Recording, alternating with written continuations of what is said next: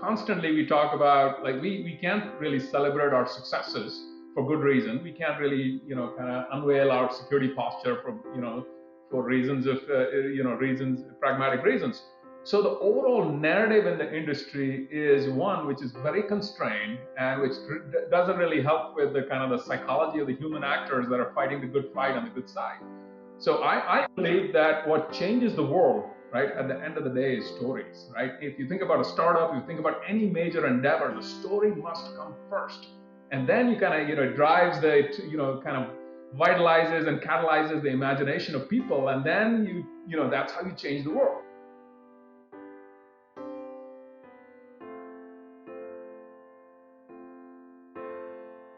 Hello, everyone. Welcome to another episode of Zero to Exit. This is Ankur and Nilima. In today's show, we are excited to have with us Rohit Ghai, CEO of RSA, a leader in cybersecurity and risk management, also known for RSA Conference, the biggest security conference in the world. Previously, Rohit served as the president of Dell EMC's enterprise content division, where he was responsible for all aspects of the ECD business, including product development, go to market, finance, and others. He's also held leadership roles at Symantec, Computer Associates, and various other enterprise security companies. In today's show, we're going to talk about cybersecurity landscape in the world of cloud and AI. If you have aspirations to become a CEO, we'll also try to get Rohit to share his secrets to land the top job. Hey Rohit, welcome to the show.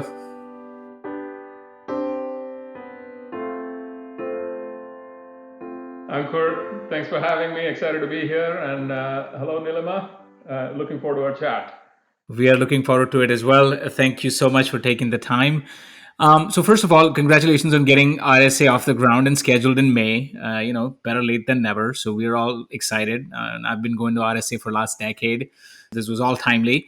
It looks like this year's themes appropriately resilience. The question I have for you is that is there any chance people are going to be able to get to attend it in person, or is it going to be all virtual? How about for people who can show up with their vaccine passports? No, great question. Look, for this year, we were hoping to have an in-person conference, but we'll have to settle for a virtual one.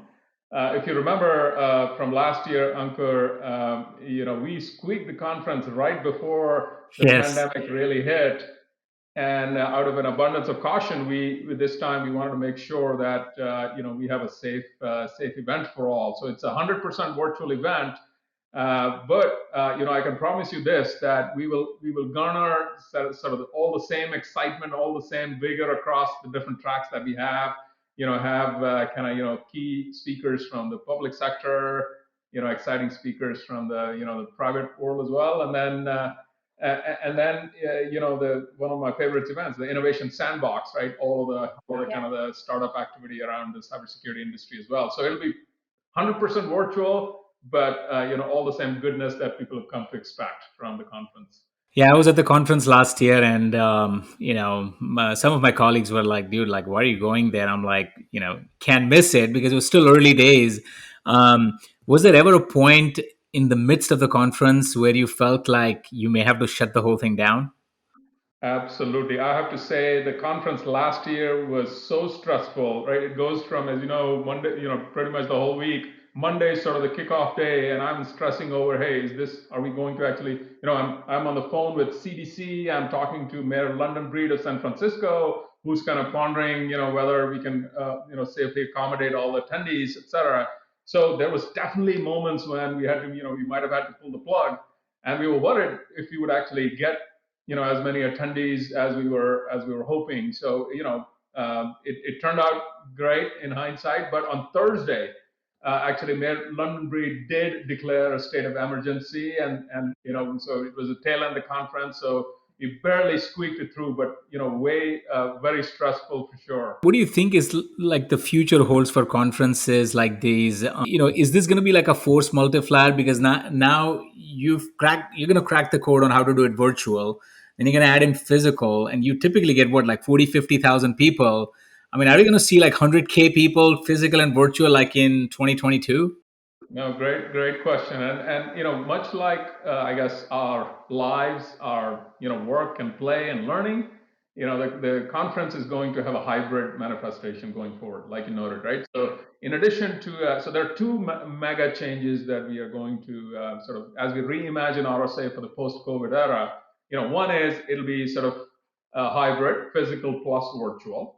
And the second concept would be, instead of sort of a model of like, hey, instead of like, if you think about a sports analogy, instead of having a grand slam once a year, we'll think of it as a season, right? An entire season, or an entire, so it'll be not be a one-time event. It'll be a continuous year-long sort of community of learning, and then yes, we would have the two sort of one or two bookend sort of events where everybody comes together and we enjoy the in-person collaboration. But yeah, hybrid plus continuous year-round is kind of the future of the conference, which is going to be exciting. To your point, there are 3 million plus professionals in the security and risk industry.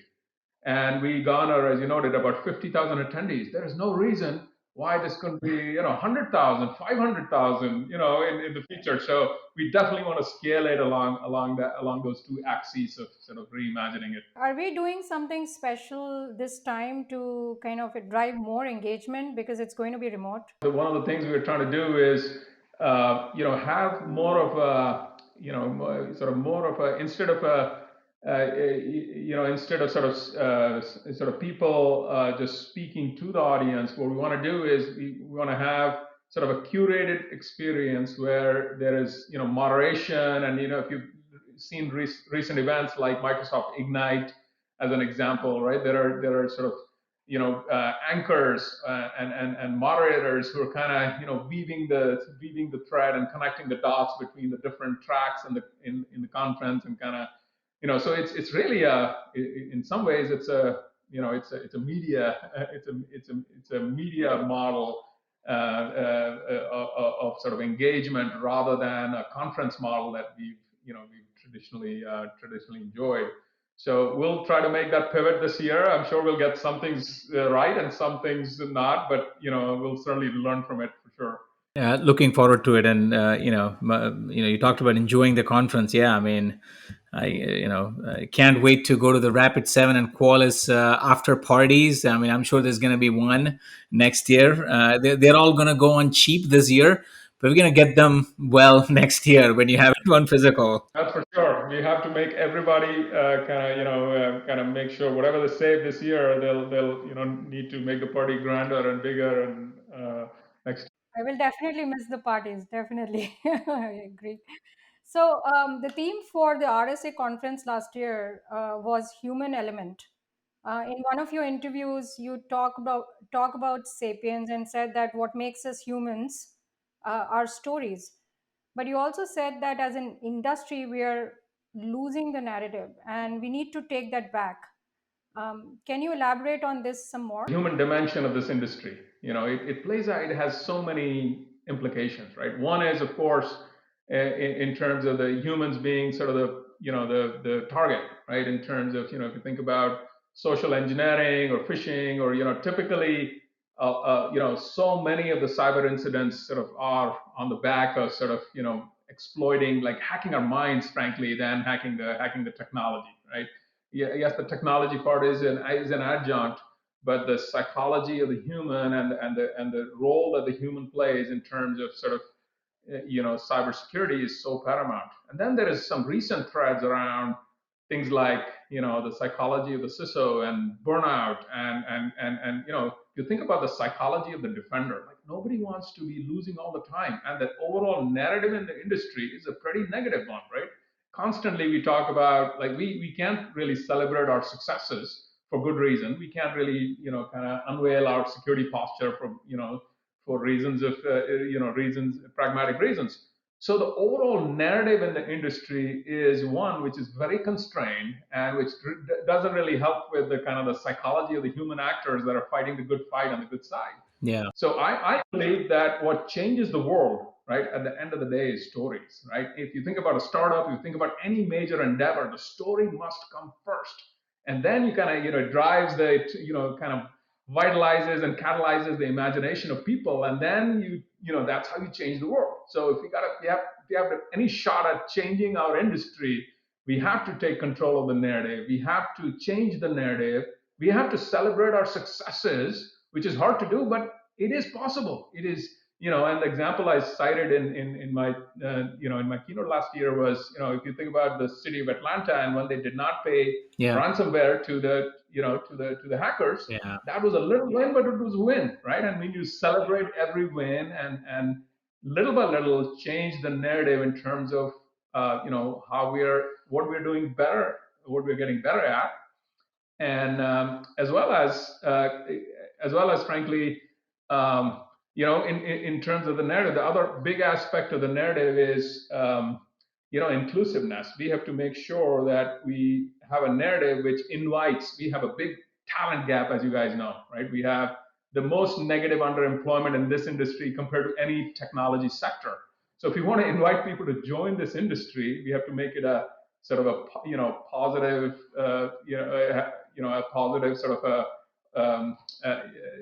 overall kind of feeling around joining this industry. Yeah. So I'm very passionate about sort of doing this. My last three themes for the event have been, I talked about cybersecurity silver linings 3 years ago. Then I talked about the trust landscape, not the threat landscape, to celebrate kind of the positive aspects.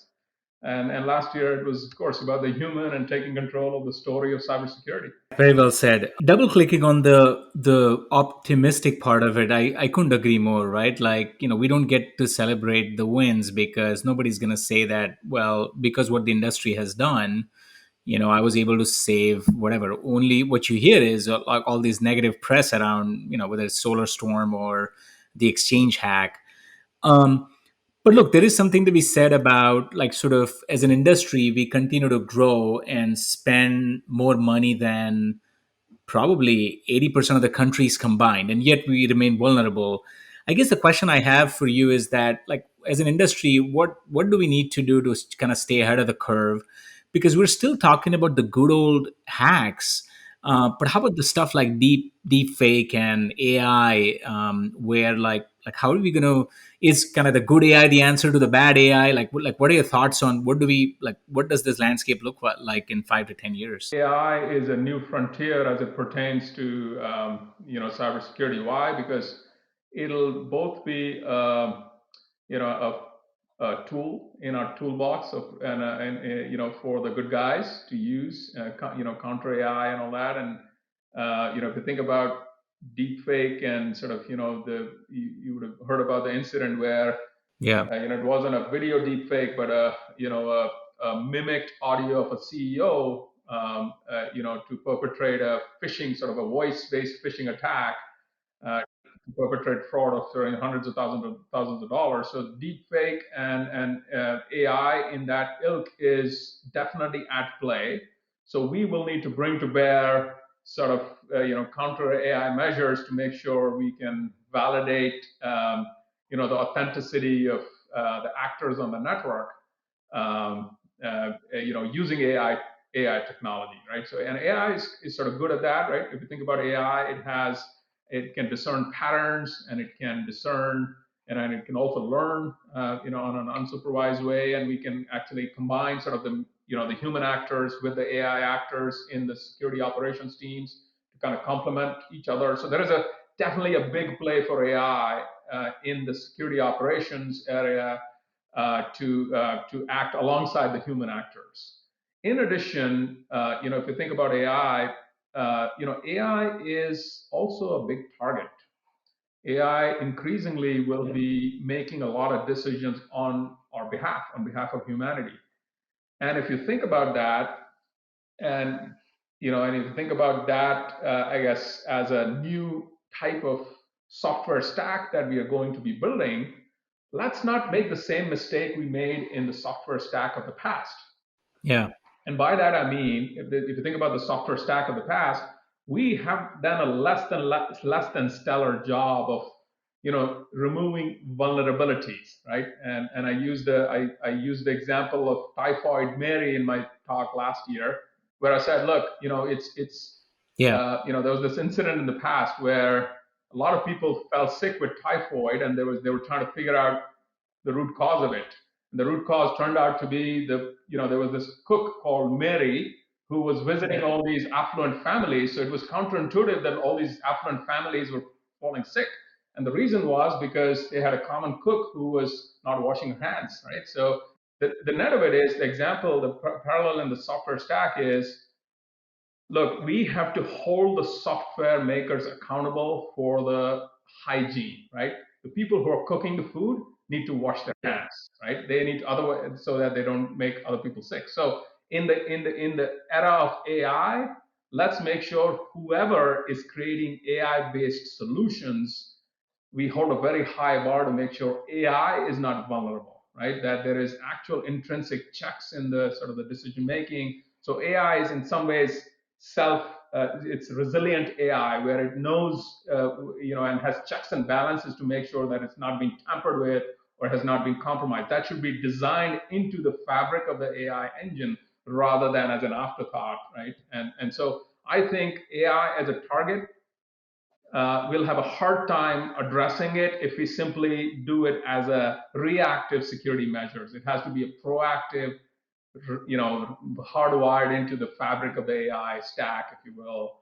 And I think it'll take a couple of big, nasty incidents to really kind of draw attention to that. Unfortunately, as it always does. But that's sort of my thoughts around AI. It's a great tool, but it's also an ominous target that we must worry about. See government playing role in this, or at least in terms of ethical AI, if you will, or does the industry need to solve it right now? Like, are we at a stage whereby we're still more in the insight stage before we start getting into the oversight?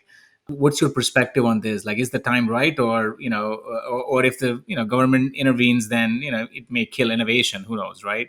Where are we on that? Yeah, I think there is a balance there. Look, I think there is the role of the regulator. Even if you think about like the data privacy case, right? So there have been some marquee regulatory activity like GDPR in EMEA or CCPA here in California. The question is that too draconian and does it stifle innovation?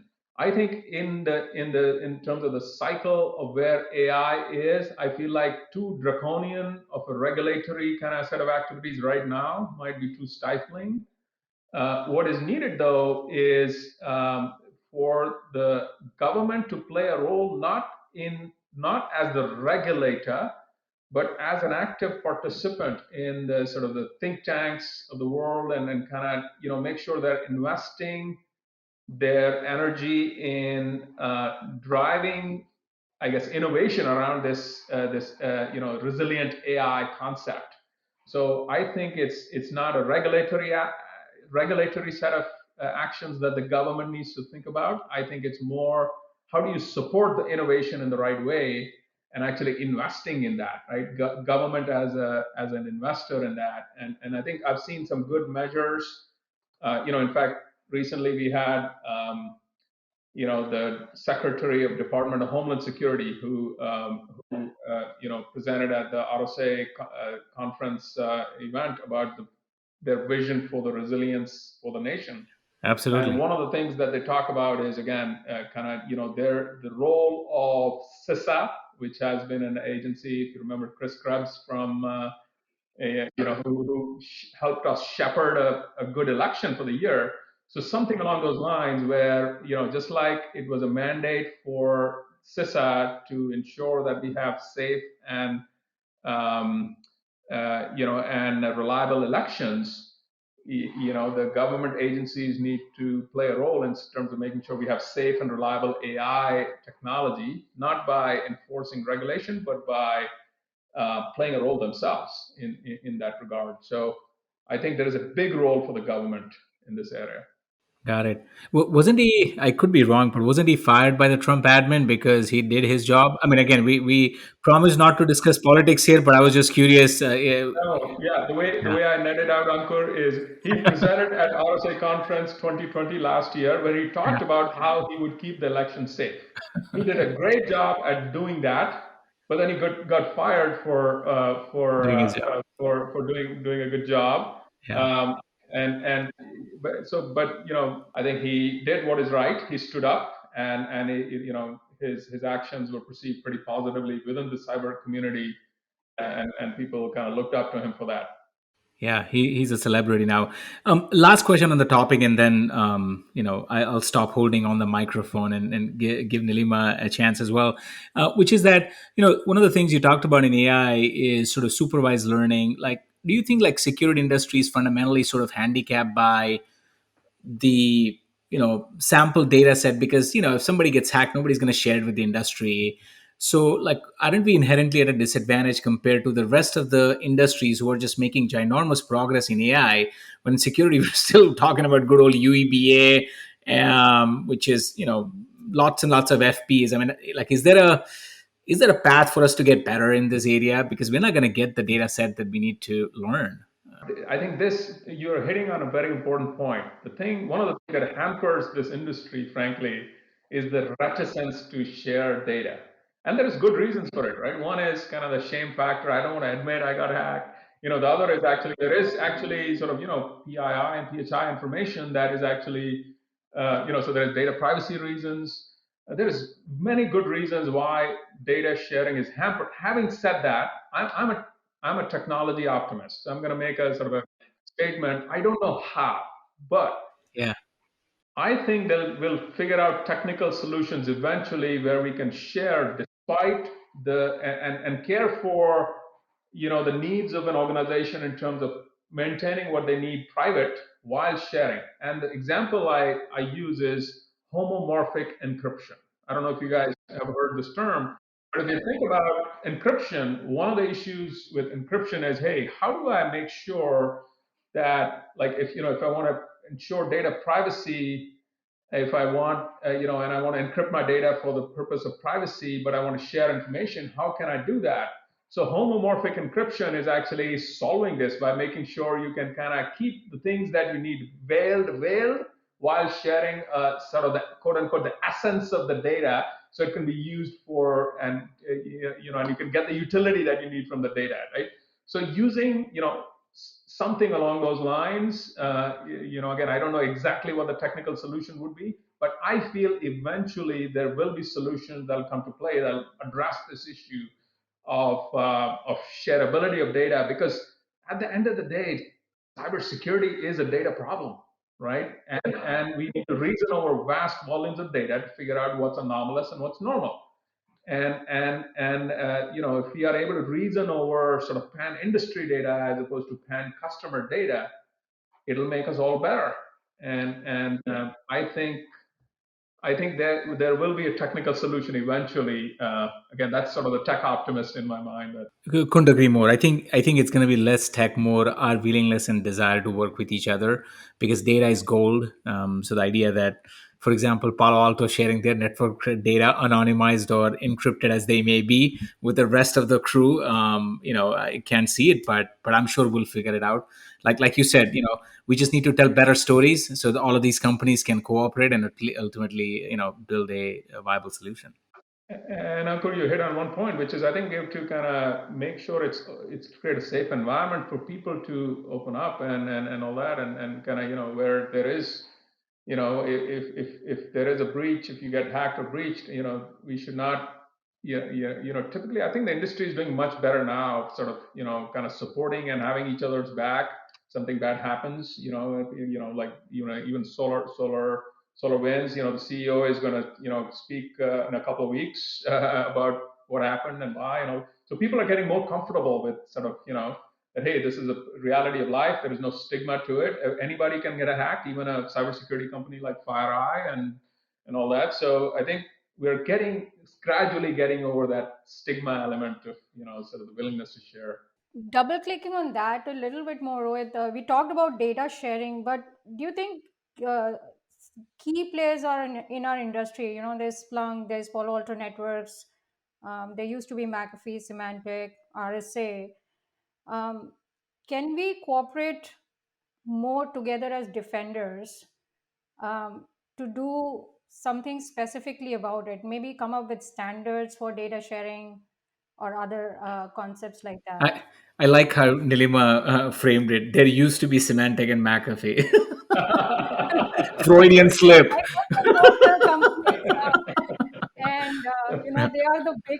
It's like the big five, big seven. Um, why can't we just work together and do something about the standards so that we can share more information as defenders, even if we don't expect our customers to share everything with us? This was the foundational thesis in terms of the founding of what was called the Cyber Threat Alliance, right? Where everybody got together and said, okay, we are going to start sharing threat intelligence data. So if I'm seeing a threat out there play out, I'm going to contribute that to the community, and then everybody benefits from it. So, and the reason not to do that, by the way, is hey, competition, right? You want to, if you have that, there is value to having that information ahead of everybody else.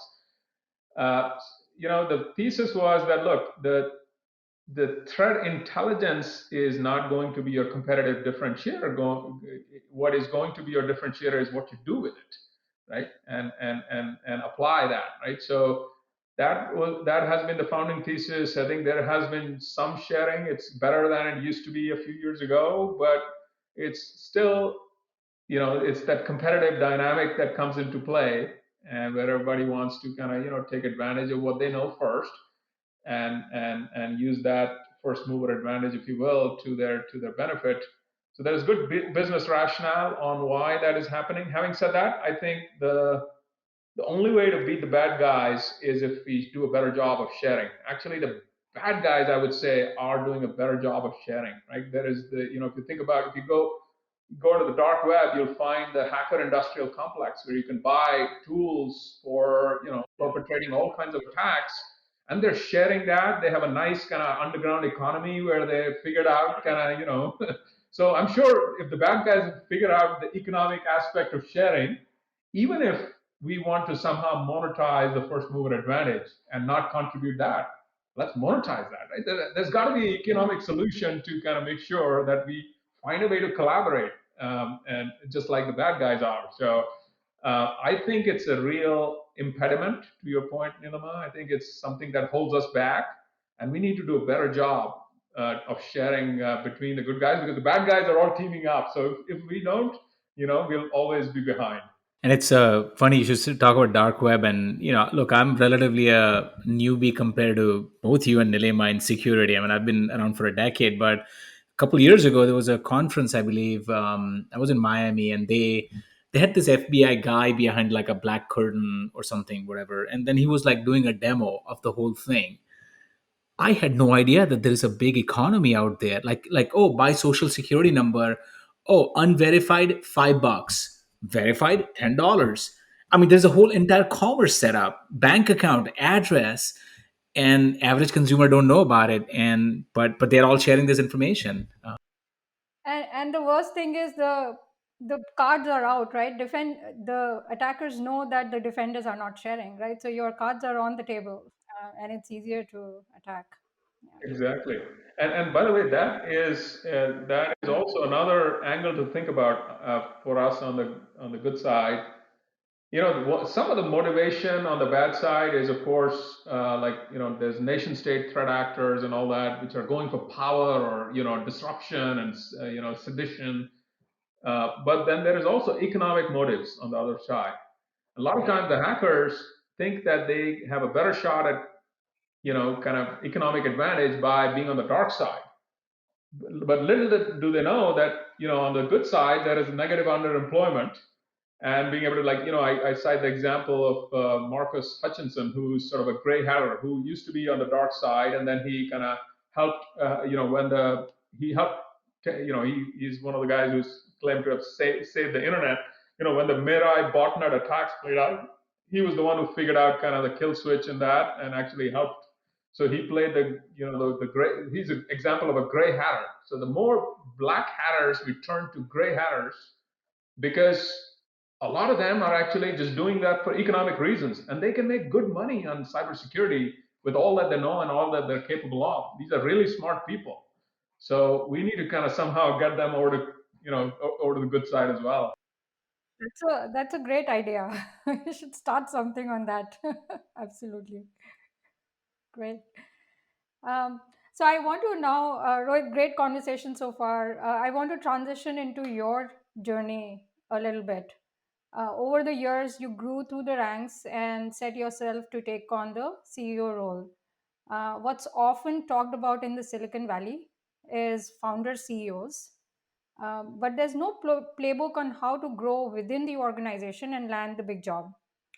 Can you tell us about your evolution as a leader and learnings along the way as you landed the top job at RSA? Oh, great. Yeah, no, that's a good question, insightful question. What I would say is, first I want to start with the motive, right? I was, when I was in college, most of my friends who would know me from college would think of me more. Nobody would have predicted I would have converted to the dark side, and by that I mean sort of management or leadership and all that, right? They thought I would be a techie through and through, but somewhere along the way, the motivation I had was, look, if I want to, like, I'm enjoying the technology aspect, but if I want to really influence strategy and outcomes, I really have to kind of convert to the management side and kind of take on a broader leadership role. So that was the motivation, and to do that, uh, there was, and I, by the way, I started my career. It took way long for me to get to the Bay Area and Silicon Valley. I was in New York until 2005, and the startup ecosystem was not as vibrant on that coast at that point in time, and so I didn't have that vibe going for me. But what I was convicted on is that I wanted to get to a leadership role and eventually run a company and all of that.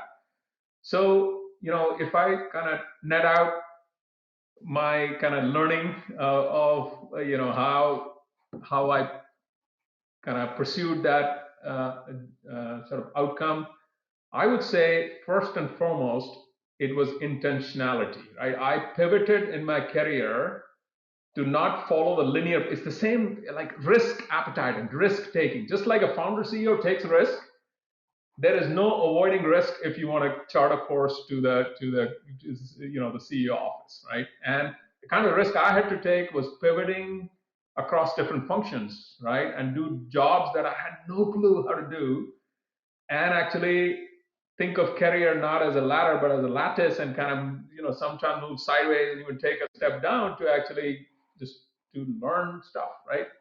And so the examples I think of, like, I took a role. I was I pivoted domains. So I started in I was first job was in storage startup. We got acquired at CA, and then at CA I said, hey, should I leave CA? But CA was a very acquisitive company, so I said, hey, I can learn about M&A here. No better place to learn M&A than to be an acquisitive company. So I switched jobs to join the cybersecurity division there, to incubate a division through acquisitions, right? And I took a lesser role to do that, and so that was one pivot. Then I took a stint in India. This is before sort of India became a sort of a product centric organization.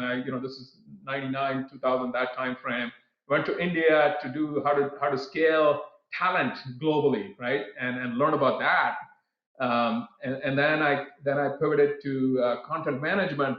So I pivoted across domains. I pivoted to learn about go to market. So the net essence of my story is you have to take risk, you have to pivot to learn, and there is no secondhand learning, especially for many who are like me, who have grown up through the product ranks and technology ranks.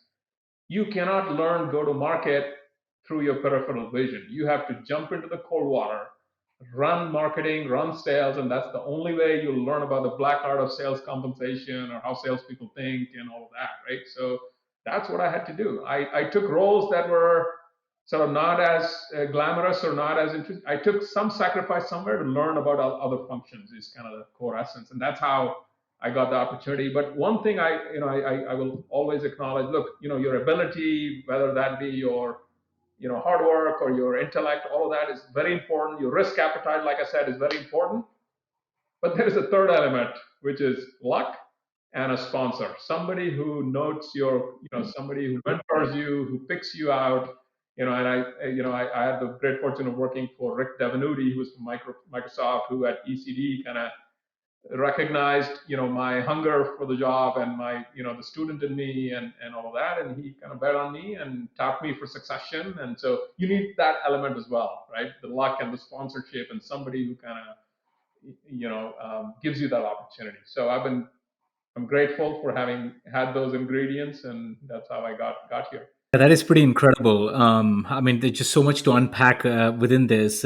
Just couldn't agree more. Obviously, having seen your trajectory and a lot of guests on the show, we asked this question like, "Hey, what's the one advice you'd give your 18-year-old self?" They all say risk taking. Like you gotta take risk to do it. And it's obviously a continuum. Um, you know, and you said like the way to sort of learn a new skill is just you got to go deep and um, are there sort of learning hacks that you figured out in the first 30 days? Like, I mean, running engineering versus running sales, I mean, just these two things couldn't be any different. Like, how do you even set yourself up for success there? Like, is it asking a lot of feedback from your reports, your peers? Like, how do you even, you know, get there? My sense is, I think you have to shadow great people. You have to identify people who are good at it, and I think one of the things. Look, frankly, one of the foundational scaling techniques is delegation and finding great, or not just delegation, but spotting talent, knowing what good looks like, right? If you don't know what good looks like, you can't scale. So if you want to learn go to market, you have to kind of sense what good looks like on the go to market side, shadow those people for a little bit, engage them and learn from them, and then frankly have an opportunity to run. And the typical failure mode for people coming from the tech side to the go to market side is we are a little bit too pedantic or too analytical. The sales engine runs from the heart, and we do it from the brain, and we have to kind of temper our natural tendency to explain. It's not about education, it's about inspiration with sales. You have to inspire sales, you have to distill it, you have to simplify, and frankly, obfuscate the complexity, and don't try to teach them everything. Tell them about the why, not the how and all that, right? So you have to kind of. So the net of it is you have to watch, you have to shadow and learn from other great people who do it well, and then you have to jump in the cold end, and you'll make mistakes and you'll get feedback, and you need to have people who will kind of put up with your initial mistakes and let you run with it. One of the things, Rohit, you mentioned also is, which kind of is something new, is if you want to learn something new, you should be ready to take on lesser roles as you are going across functions, because probably you are a learner in that, and the expectation is not that high. Is that a fair statement? Fair statement. Less a role, or maybe you sacrifice on the area of domain or something that you're not comfortable with, right? Or like in my story, I'm working at Veritas. I when I moved to the Bay Area, I worked at Veritas, and man, the level of caliber in that company was off the charts. I worked with Chris Hagerman, Rob Soderbergh. Like, these are people who knew go-to-market core, were like stellar intellect, stellar leadership, and all of that. And then I took a role at EMC. I could have gone into storage. EMC was a storage powerhouse. I could have gone into my comfort zone into storage. I'd done storage for years. I went into this dinky little kind of division within EMC, which was in content management, which was treated as a stepchild. It was a software organization within a hardware company. Everybody said, "What are you doing? Like, you'll be kind of out of the core and all that." The reason I did that is because I had a shot at sitting alongside Rick, who was running the division and watching the end-to-end business process, and have a shot at being the president CEO of that division eventually, right? So you pivot, you take risks, you get out of your comfort zone, and that there is no risk taking, sacrifice. Both of those are essential to sometimes to get what you want. With the risk and this top job comes extremely demanding pressure. How has your passion for playing flute helped you with the everyday demands of the job? Great question, Nilima. I think, look, I think to maintain balance, it's all about balance, right? You have to kind of be grounded. You have to kind of have perspective. If to cope with the pressures and all the demands of that job. So you need mindfulness. You need to kind of find a way to unwind. And for me, flute and music are a great way. And I think of it as meditation, literally. I suck at it, but I do it because it's a matter of passion, not competency, and it helps me unwind and it helps me kind of just disconnect and enjoy something that is totally different from the intellectual pursuits. Plus, I think art or sports or music, these things also have many other benefits in today's technology landscape as well. Because you need to have a I think you need to have a creative side today, not just an analytic side, to be successful in the tech industry. So have you been doing this for some time, Rohit, or did you take it specifically when you moved to Bay Area? Yeah, no, actually, I picked it up. I picked it up back in college when I was doing my bachelor's, and the choice of the instrument was very simple. The instrument was affordable. I didn't have any money there, so affordable, portable, and yeah, so picked it up back then, and I've kind of dabbled with it. So I have one more question on the, and I mean, obviously, landing the top job. I mean, we can, it's not possible to distill down your decades of learning in 10 minutes. But I do have one more question. So, you touched upon several important things, intentionality, etc. How about like navigating organizational dynamics, right? Like, so founder CEO, you just said, I'm the CEO, suck it up. But you organically grow and become a CEO. I mean, you're trying to manage a lot of dynamics, and Bob Iger and Jack Welch talked about in their both biographies, right? Like, every step of the way, there was a decision, are they going to land the next big one, etc. you know what advice would you have for people who just sort of get confused, like, hey, should I focus more on managing down and sideways versus managing up? How do I get more visibility at my like two layers up, because otherwise I'm not going to get there? Like, those are the, like, at the end of the day, right, like getting visibility at the top highest level is what's going to help you. But then you got a whole bunch of people, hundreds of people to manage, get them to like you, etc. Like, how do you manage all those organizational dynamics as you're trying to make your way, or rather, like you said, I love that, peeling the onion versus climbing the ladder kind of situation. Yeah. I think you have to focus on the impact. I think there's no, like, the undeniability of impact is sort of the is something that powers careers and all of that. As much as we talk about sort of the relationships and all that, they definitely help in terms of sort of a foot in the door. But in terms of I think relationships, we are an industry in technology where, to your point, some pivotal decisions, can really have a massive impact.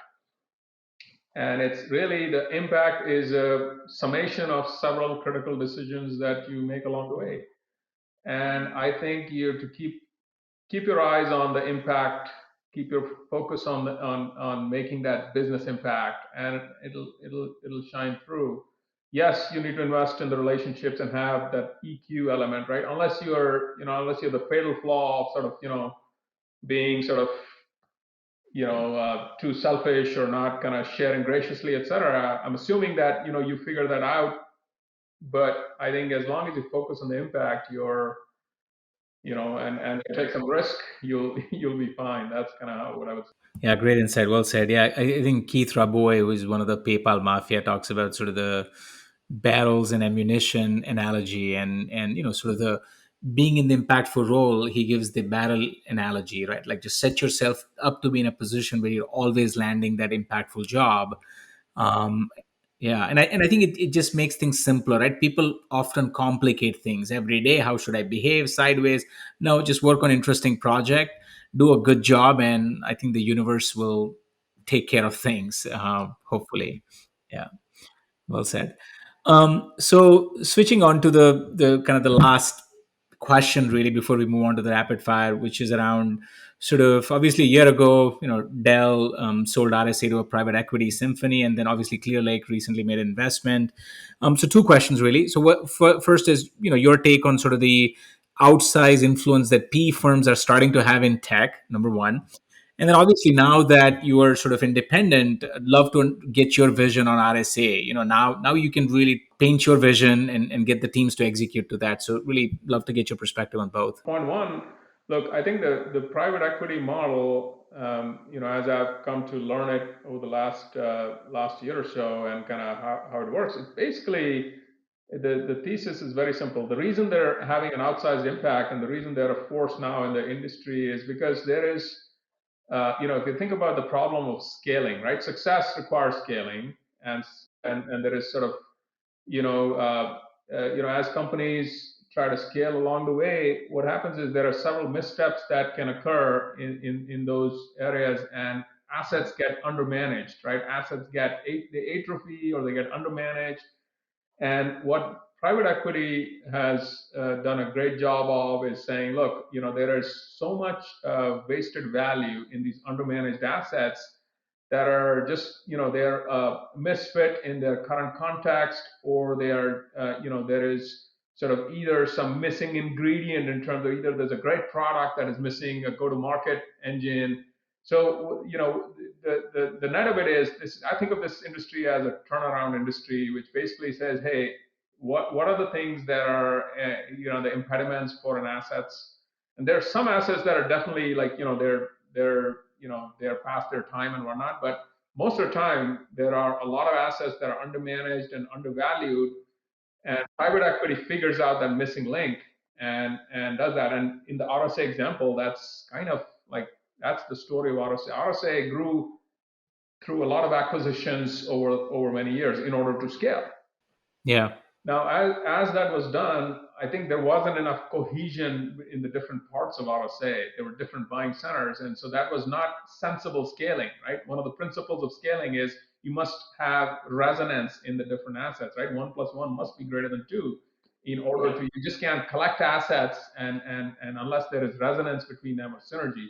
So, the opportunity for RSA in this independent configuration is to have the flexibility to scale sensibly, or in fact descale and kind of detach assets and kind of think about assets that don't fundamentally belong together. So Yeah. there is many principles in business scaling around the right owner. Like an asset can have different value depending on its owner, or an asset can have different values depending on which which jigsaw puzzle it is a part of, right?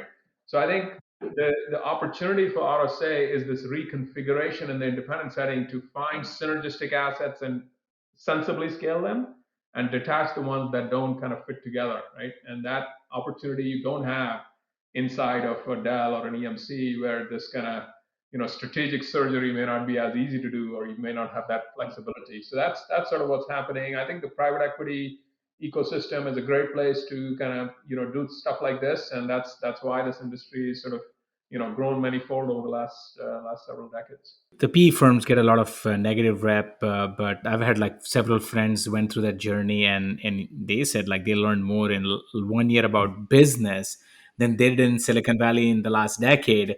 We're really good at like tech side of the house and innovation, but when it comes to the hardcore business aspects of it, how to think about businesses, I think we have this lot to learn. So no, this is perfect. Best wishes for you, obviously, as the next 3-4 years, paint your vision for the company. Absolutely, thank you. And yeah, it's an exciting time for the company, and it's by the way, recently we got Clearlake to invest in the company as well, which is a good validation of the progress we made in the last 6 months. And yeah, looking forward to the path forward. This takes us to the final segment of the show, the rapid fire round. Are you ready? Let's do it. Oh. Tell us one thing about RSA conference that most people won't know. First RSA conference was attended by all of 50 people. Good one. Explain public key cryptography to a 10-year-old. To a 10-year-old, okay.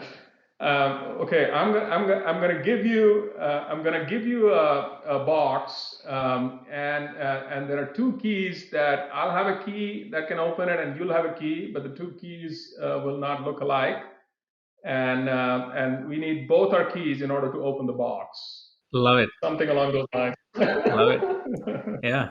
Eh, Alice and Bob are still well and alive.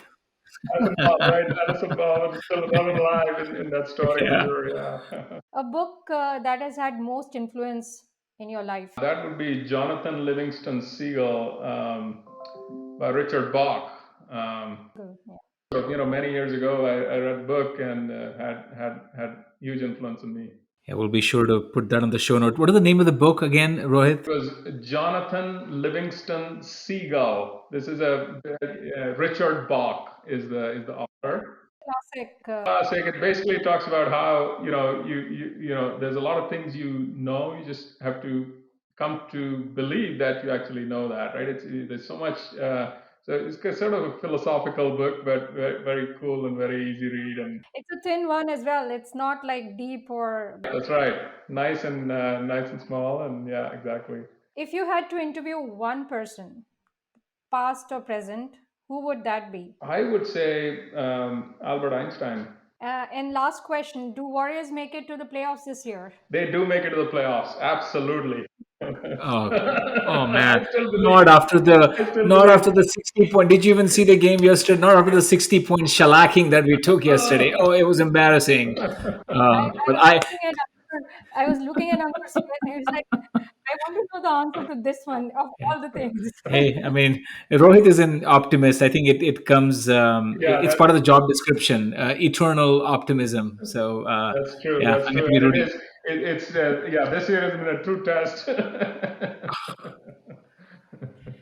Great. That wraps up this episode of Zero to Exit. Rohit, it's been a pleasure to have you on the pod. We appreciate you taking the time. Good luck with the conference and what's ahead of you and RSA. Thank you, Nilama. Thanks you. for having me. It was fun conversation, and hopefully, God willing, we'll have an opportunity to meet in person soon enough once all this thing is. We are looking forward to it. Yeah, We'll looking forward to it. Thank you so much, Rohit. Really Thank you, appreciate it. guys. Have a great rest of the day.